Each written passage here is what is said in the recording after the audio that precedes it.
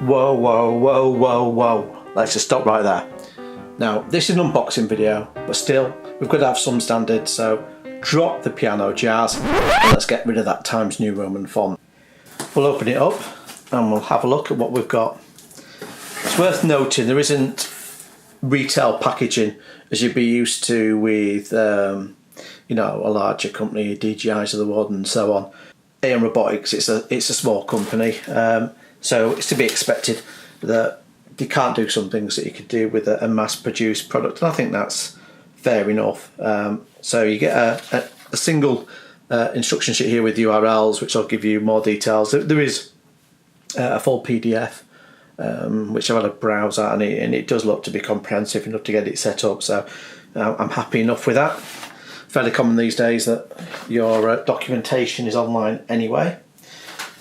It's been well packaged with decent sized foam, so you know, other than it being really badly abused, it's not going to get damaged. So here we have the Rover. It's a metal construction. It's a plastic dome on top here. It is 3D printed because it's a small company and they haven't got the mass-produced product.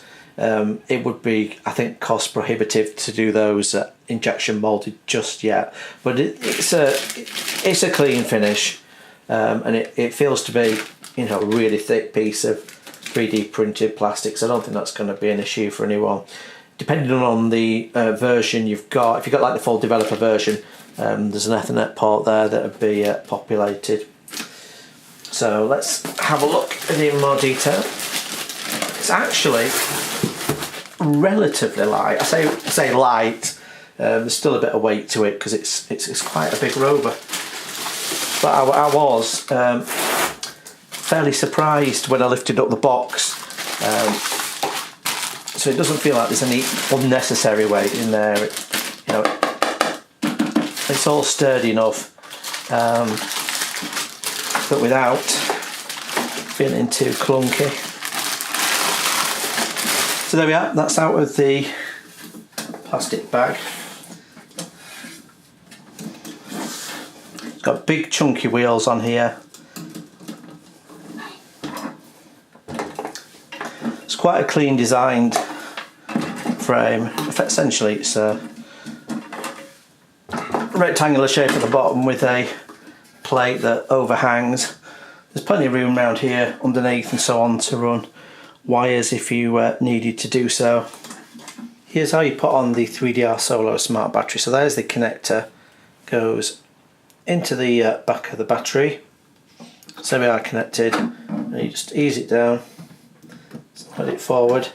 There's a latch here at the back, slide it underneath, let it go. That's held in there solid.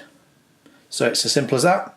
And then to release it, you just ease back, the back, lift the battery up, slide it back out towards you, take out the connector.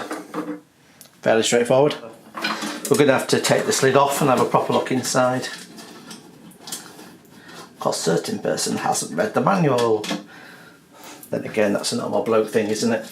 It's worth knowing at this point, because I'm wanting to use this as a video platform, and I suspect there'll be many other people that want to do so. There's no connections on this top directly for video gear.